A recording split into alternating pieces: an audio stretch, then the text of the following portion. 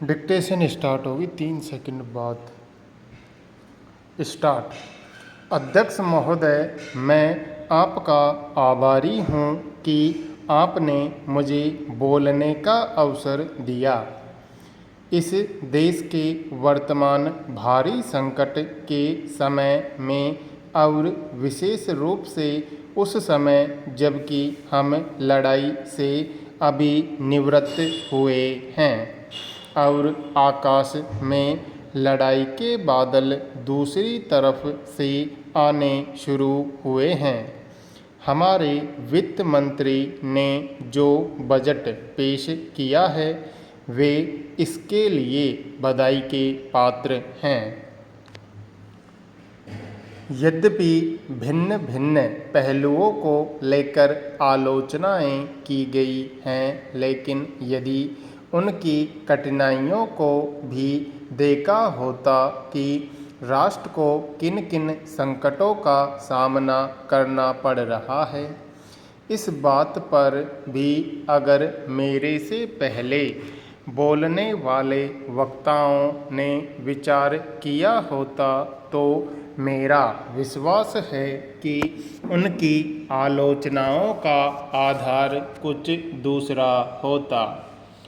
उन्होंने ऐसे कठिन अवसर पर यह एक संतुलित बजट पेश किया है, उसके लिए मैं उन्हें बार बार बधाई देता हूँ, लेकिन साथ ही साथ मैं अपना यह कर्तव्य समझता हूँ कि कुछ ऐसे विचार भी उनके सामने प्रस्तुत करूँ जिससे उनकी कठिनाइयाँ कुछ हल हो जाएं।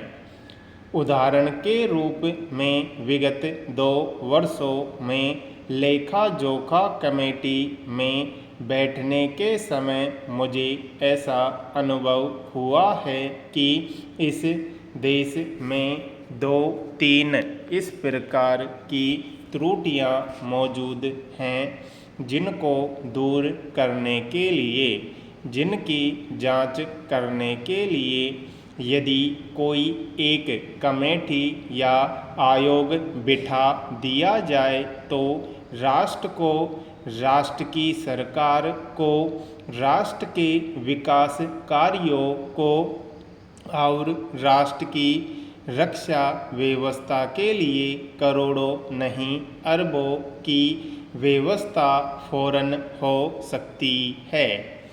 केवल शासन को जागरूक होकर कुछ कदम उठाने की आवश्यकता है। अभी कुछ छिपे हुए धन का जिक्र किया गया।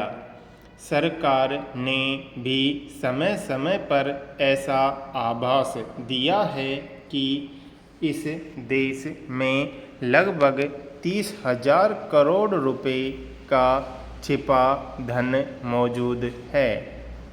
स्वयं मैं समझ नहीं पाता हूँ कि जब सरकार ऐसा अनुभव करती है तो इसकी व्यवस्था करने में उसको दिक्कत क्या आ रही है। ऐसा मालूम पड़ता है कि कहीं इच्छा शक्ति की कमी है। भारत की इस सरकार ने अपनी शक्ति का ठीक से उपयोग करके उस दुश्मन के दांत खट्टे किए जिसके की ऊपर विश्व की शक्तिशाली और इंग्लैंड जैसी शक्तियों का अटूट सहारा था और जिसको कि उन्होंने हमारे विरुद्ध उकसाकर खड़ा किया था और अपना पूर्ण सहयोग दिया था। अध्यक्ष महोदय, मानव संसाधन विकास मंत्रालय की मांगों के संबंध में बोलने के लिए मैं खड़ा हुआ हूँ। शिक्षा की पद्धति के बारे में, उसमें परिवर्तन लाने के बारे में, इस क्षेत्र में हमें जो असफलता हाथ लगी है उसके बारे में अभी मेरे मित्र ने बहुत कुछ कहा है। दुर्भाग्य की बात यह है कि देश में सभी लोग यह मानते हैं कि शिक्षा में प्रगति नहीं हुई है। शिक्षा पद्धति में आमूलचूल परिवर्तन नहीं हुए हैं, लेकिन फिर भी इस दिशा में कुछ किया नहीं जाता है। ऐसा प्रतीत होता है कि इस विषय में कुछ भी करने की स्थिति में हम नहीं रहे हैं। स्थिति ज्यों की त्यों चली आ रही है। इतना होने पर भी शिक्षा की मद पर होने वाला जो खर्च है और जो उसके लिए धनराशि आवंटित की गई है वह भी बहुत थोड़ी है।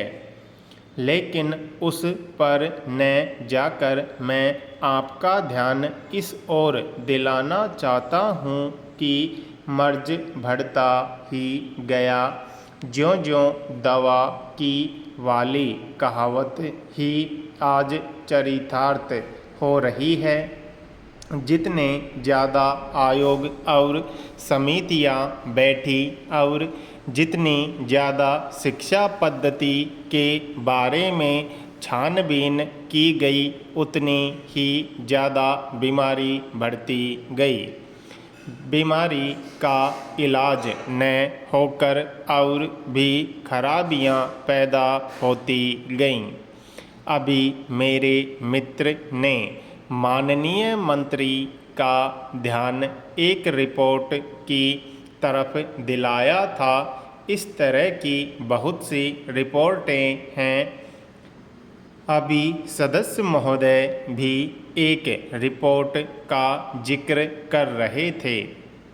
रिपोर्ट तो बहुत सी प्रस्तुत हुई हैं, लेकिन मंत्रालय ने उस पर कभी कार्यान्वयन करने की दिशा में कोई कदम नहीं उठाया। अपनी इस हालत को उन्होंने इसी सदन में स्वयं स्वीकार किया है। अपनी विवशता को उन्होंने स्वयं यहाँ प्रकट किया है। इस विषय पर और अधिक न कहकर मैं आज के दिन मानव संसाधन विकास मंत्रालय का ध्यान दो विशेष विषयों की तरफ दिलाना चाहता हूँ। पहली बात तो मैं हिंदी के बारे में कहना चाहता हूँ। मंत्रालय का काम हिंदी का प्रसार और प्रचार करना है। हिंदी हमारे देश की राष्ट्रभाषा है। संविधान ने उसको राष्ट्रभाषा का स्थान दिया है, लेकिन हिंदी को वह स्थान अभी तक भी ठीक से प्राप्त नहीं हुआ है। इसके कई कारण हो सकते हैं।